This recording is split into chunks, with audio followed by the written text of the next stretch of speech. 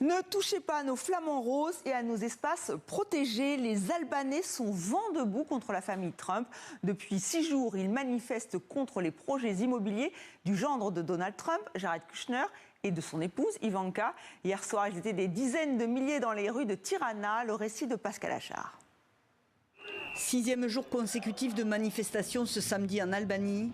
Une foule compacte réunie devant le siège du gouvernement, réclamant la démission du Premier ministre. Dans le viseur, un gouvernement accusé de lien avec la mafia, de corruption et un projet immobilier monumental porté par la famille du président américain Donald Trump.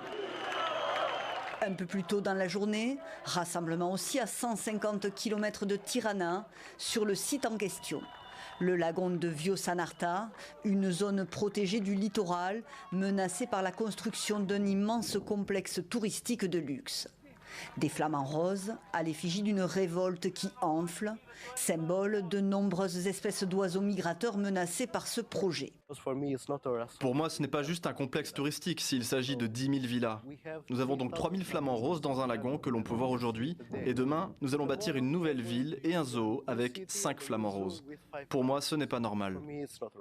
Estimé à près de 4 milliards d'euros, ce projet pharaonique, porté par la fille de Donald Trump, Ivanka, et son époux Jared Kushner, avait été dévoilé il y a 2 ans.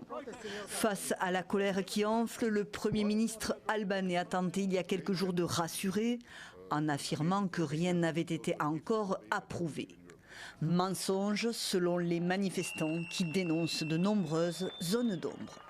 Ce que nous voyons ici, ce n'est pas seulement que le projet se met en place dans un manque total de transparence, à savoir qu'aucun document n'a été rendu public, qu'aucune autorisation environnementale n'a été publiée, mais aussi que les travaux de construction ont déjà commencé sur le site et que les routes sont en cours de revêtement.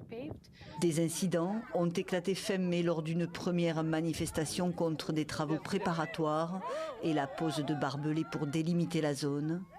Un mouvement de protestation que le Premier ministre albanais considère comme une tentative de déstabilisation de son gouvernement, guidé depuis l'étranger.